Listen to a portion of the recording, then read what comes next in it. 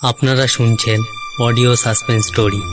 আমাদের আজকের গল্প বাবা মুস্তাফার দাড়ি। গল্পটি যদি আপনাদের ভালো লেগে থাকে তাহলে একটি লাইক করে চ্যানেলটিকে সাবস্ক্রাইব করে আমাদের পাশে থাকুন। তাহলে শুরু করা যাক। বিমল ও কুমার হচ্ছেন নিছক অ্যাডভেঞ্চারের ভক্ত। সাধারণ গোয়েন্দাগিরি নিয়ে তারা কোনোদিনও মাথা ঘামাতো না, কিন্তু গোয়েন্দার প্রধান প্রধান গুণ অর্থাৎ পর্যবেক্ষণ শক্তি, চিন্তাশীলতা আর নানা বিষয়ে অভিজ্ঞতা তাদের দুজনেরই ছিল যথেষ্ট। এই সব কারণে তারা মাঝে মাঝে খুবই সহজে এমন সব শক্ত মামলারও কিনারা তারা করে ফেলতে পারত। বড় বড় পেশাদার গোয়েন্দারাও যাদের মধ্যে তল খুঁজে পায়নি। এই রকমেরই এক ঘটনার কথা আজ তোমাদের কাছে বলবো। ড্রাগনের দুঃস্বপ্নের গল্প যারা শুনেছে, বিমল ও কুমারের সঙ্গে কি করে ইন্সপেক্টর সুন্দরবাবুর প্রথম পরিচয় হয়, এরই মধ্যে তারা নিশ্চয়ই তা ভুলে যায়নি। ওই ঘটনার কিছুদিন পরের কথা। বিমল ও কুমার একদিন সকালে বেড়াতে বেড়াতে অকারণে সুন্দরবাবুর থানায় গিয়ে হাজির হলো। একটা টেবিলের ওপর সুন্দরবাবু চিন্তিত মুখ, মাথার টাকে হাত দিয়ে বসেছিলেন। পায়ের শব্দে মুখ তুলে দেখে বললেন, এই যে একেবারে যুগলে উদয়, ব্যাপার কি? কুমার হেসে বললেন, আর কিছুই নয়, এই পথ দিয়ে যাচ্ছিলাম, ভাবলাম আপনার সাথে কিছু গল্প গুজব করে যায়। সুন্দরবাবু হতাশ ভাবে বললেন, আর গল্প করব? ওরা অর্তিষ্ঠে কি সেই সুখ আছে? একটা বিচ্ছিরি মামলা নিয়ে মহা ঝঞ্ঝাটে পড়া গেছে ভাই। তবু এসে যখন পড়েছেন, দু কাপ চা খেয়ে যান। বিমল চেয়ার টেনে বসে বললেন, মামলাটা কি, শুনেই যায়। সুন্দরবাবু বললেন, শুনে কোনো লাভ হবে না ভাইয়া, এ মামলার কিনারা অসম্ভব। তবু শুনতে দোষ কি? তবে শুনুন, দিন কয়েক আগে আমার এলাকায় হরেনবাবু নামে এক ভদ্রলোক খুন হয়েছে। শুনে সকালে তদন্ত করতে গেলাম। ঘটনাস্থলে গিয়ে দেখি ঘরময় বইছে রক্তের ঢেউ, আর চারিদিকে ছড়ানো কতগুলো জিনিসপত্র। তারই মাঝখানে হরেনবাবুর দেহ পড়ে আছে। তার মুখে, কাঁধে ও বুকে 3টে গভীর ক্ষত। সেগুলো ছোড়ার আঘাত বলেই মনে হলো। ঘরের অবস্থা দেখে বুঝলাম হত্যাকারীর সঙ্গে হরেনবাবু রীতিমতোই ধস্তাধস্তি করেছেন। মেঝেতে একটা মাঝারি মতো ঘড়ি পড়ে রয়েছে। ঘড়িটা রাত 12টা বেজে বন্ধ হয়ে গেছে। দেখে বোঝা গেল ঠিক ওই সময়ে ঘটনা ঘটেছে। রক্তের মধ্যে পাওয়া গেল কতগুলো নিখুঁত জুতোর ছাপ। হরেনবাবুর সঙ্গে ওই বাড়িতে তারই সঙ্গে তার ছোট ভাই সুরেন বাস করেন। হরেনবাবু বিপত্নী আর নিঃসন্তান। সুরেনও এখনো বিবাহ করে। বাড়িতে ওরা দুজন ছাড়া আর একজন কালা বুড়ো চাকর থাকে। ঘটনার সময়ে সে একতলার ঘরে শুয়ে ঘুমাচ্ছিল। তার কানে কোনো গোলমালই ঢোকেনি। বাড়ির সদর দরজা ভেতর থেকেই বন্ধ ছিল। সব থেকে উল্লেখযোগ্য হচ্ছে হত্যাকারী কোনো জিনিস চুরি করেনি। বাড়িখানা তল্লাশ করতে করতে সুরেনের ঘরে পাওয়া গেল এক জোড়া রক্তমাখা জুতো। সে জুতো তারই, আর সে জুতোর সঙ্গে হত্যাকারীর পদচিহ্নও মিলে গেল। খুব সহজেই মামলার কিনারা হলো ভেবে আমি তখনই সুরেনকে গ্রেপ্তার করলাম, কিন্তু সুরেনকে বোধহয় আবার ছেড়ে দিতে বাধ্য হব। বিমল বিস্তৃত স্বরে বলল, কেন? সুরেন বলে ঘটনার রাতে সে তার এক বন্ধুর বোনের বিয়েতে গিয়েছিল। অনেক রাত পর্যন্ত খেটে খুঁটে সে সেখানেই শুয়ে পড়ে। তার পরদিন সকালে বাড়ি ফিরে সেই প্রথম হত্যাকাণ্ড আবিষ্কার করে। সুরেনের এই বন্ধুর বাপ হচ্ছে কলকাতা পুলিশেরই আর এক ইন্সপেক্টর। তার নাম অবানীবাবু। বন্ধ হয়ে যাওয়া ঘড়িটা দেখে আমরা ভেবেছি হত্যাকাণ্ড হয়েছে রাত 12টার সময়। সব ব্যবচ্ছেদ করে ডাক্তারও সেই মত প্রকাশ করেছে। কিন্তু ইন্সপেক্টর অবানীবাবু বললেন সুরেন সে রাতে তার বাড়ি ছেড়ে 1 মিনিটের জন্যও বাইরে যায়। কেবল অবানীবাবু নন, বিবাহ সবাই যারা উপস্থিত ছিল তারা সকলেই এক বাক্যে এক সাক্ষ্য দিয়েছে। তারপরেও আর সুরেনকে ধরে রাখি কি করে? বিশেষ তার সপক্ষে আর একটা মস্ত প্রমাণ রয়েছে। কি প্রমাণ? মৃত হরেনবাবুর হাতের মুঠোর মধ্যে একগোছা পাকা চুল পাওয়া গিয়েছে। চুলগুলো নিশ্চয়ই হত্যাকারীর। ধস্তাধস্তি করবার হরেনবাবু যে হত্যাকারীর চুল চেপে ধরেছিলেন তাতে আর সন্দেহ রইল না। কিন্তু সুরেনের মাথায় একগাছাও পাকা চুল নেই। বিমল বললে, চুলগুলো আমাকে দেখাবেন? কেন দেখাবো না, এই নিন। বলে সুন্দরবাবু ছোট একটি কাগজের মোড়ক এগিয়ে দিলেন। মোড়কটা খুলে বিমল বলল, একটা ম্যাগাজিন ফাইল প্লাস দিতে পারেন? তা যে দিচ্ছি, কিন্তু অতটা খাটিয়ে দেখবার কিছুই নেই। এগুলো পাকা চুল, আর সুরেনের মাথার চুল সব কালো। আপাতত এতটুকুই যথেষ্ট। বিমল ম্যাগাজিন ফাইল গ্লাসের সাহায্যে চুলগুলো পরীক্ষা করে বলল, এই চুলগুলো কি প্রমাণ দিচ্ছে জানেন? হত্যাকারীকে মৃত হরেনবাবু চিনতেন। আর খালি তার মাথার লম্বা চুল নয়, মুখের গোঁফদাড়িও ছিল। সুন্দরবাবু ভয়ানক আশ্চর্য হয়ে বললেন, করে জানলেন আপনি? পরে তা বলবো।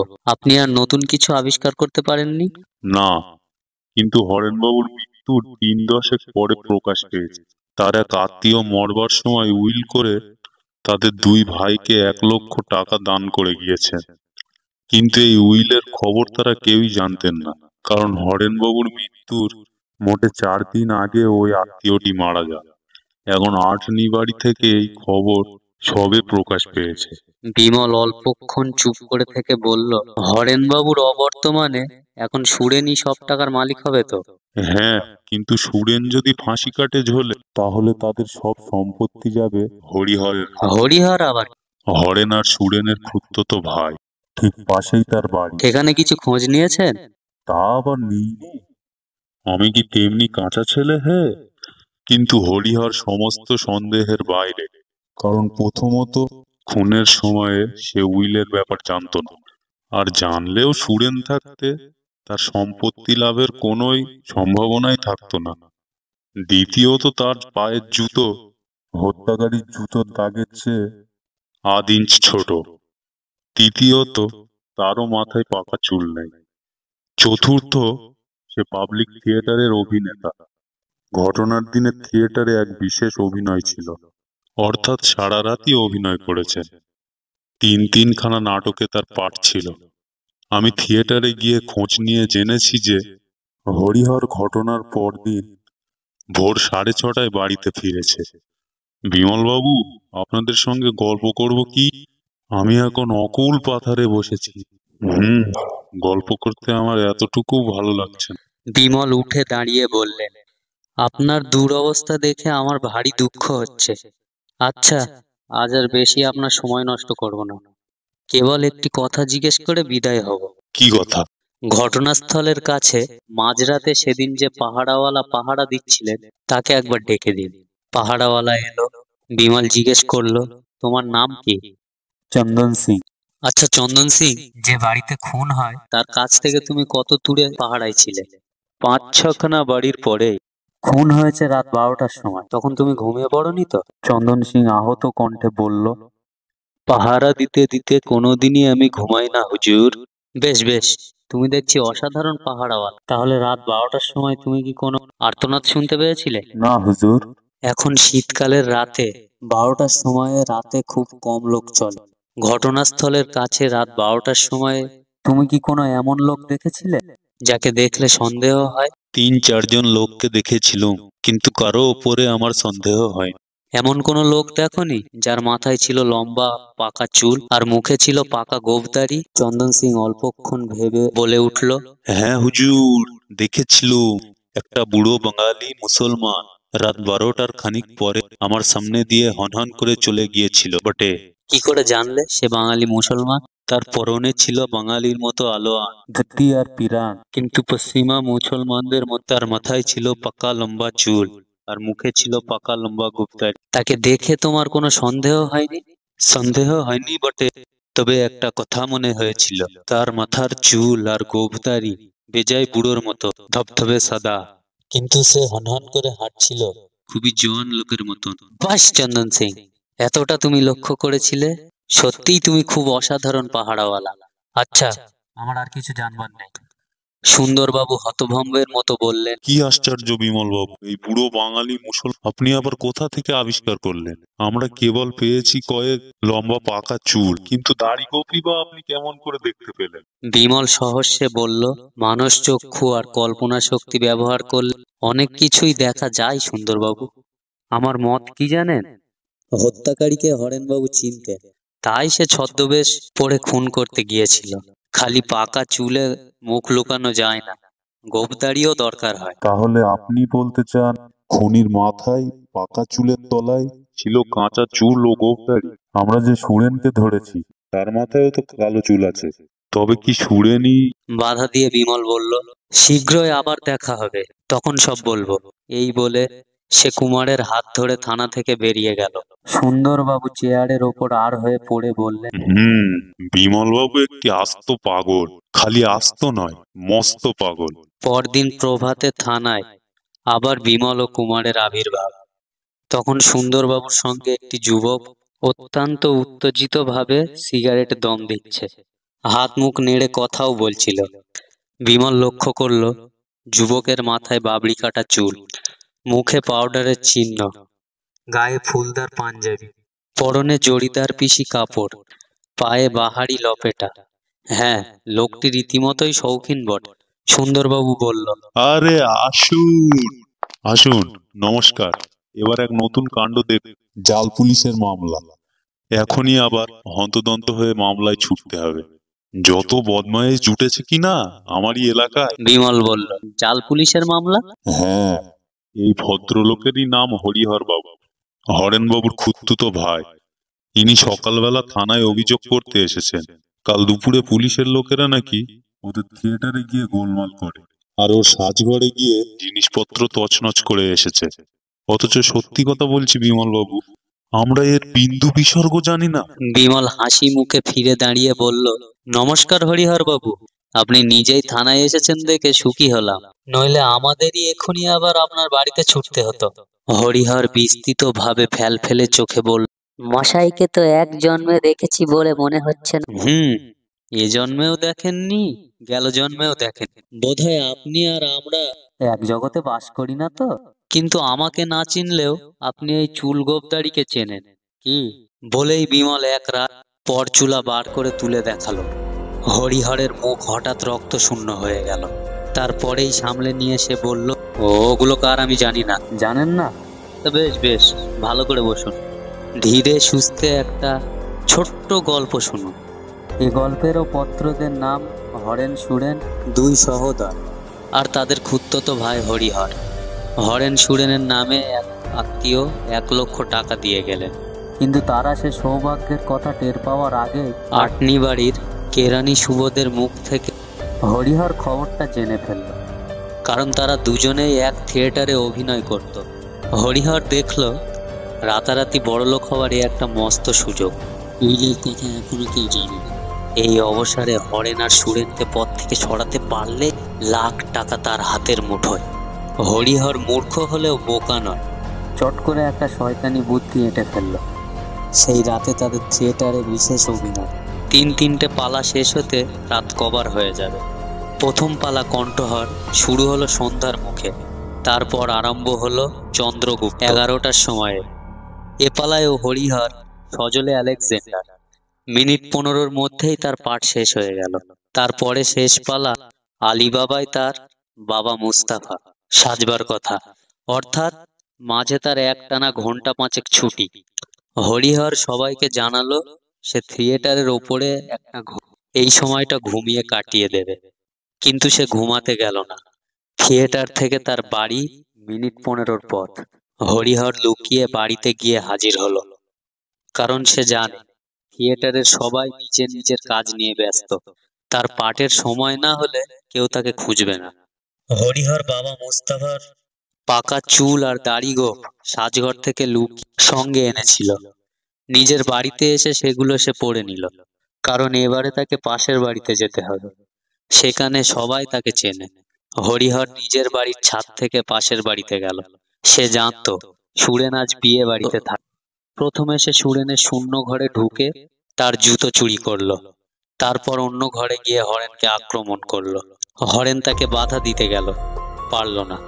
কেবল হরিহরের মাথার এক গোছা পরচুলা রইল তার হাতের মুঠোয়।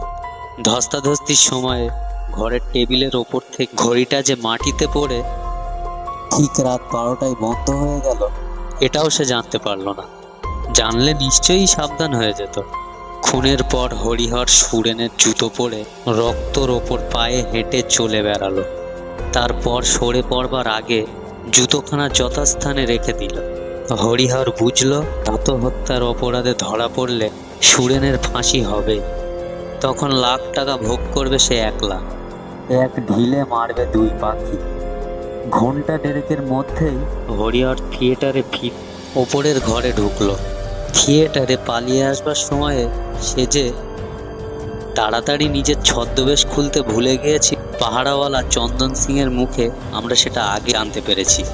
ওদিকে থিয়েটারে আলিবাবার সময়েও তাকে স্টেজে না দেখে ট্রেসার ওপরে এসে হরিহরের কপট নিদ্রা ভঙ্গ করল।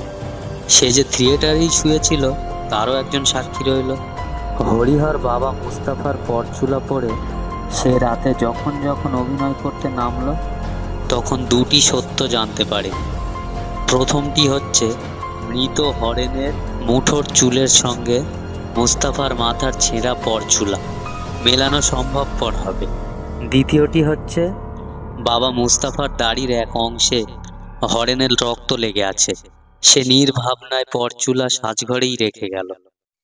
এই হচ্ছে সেই পরচুলা।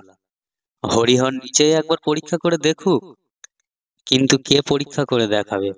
হরিহর তখন চেয়ারের ওপরে বসে বসে দারুণ আতঙ্কে অজ্ঞান হয়ে গেছে। সুন্দরবাবু কিছুক্ষণ বিস্ময়ে স্তম্ভিত হয়ে থাকবার পর বললেন, আপনি কি তন্ত্রমন্ত্র শিখেছেন বিমল বাবু? এত অসম্ভব কথা জানলেন কি করে? বিমল বলল, আপনিও যদি আমার মতো যত্ন করে হরেনের মাথার চুলগুলো পরীক্ষা করতেন তাহলে বুঝতে পারতেন ওগুলো রুক্ষ মরা চুল, অর্থাৎ পরচুলা।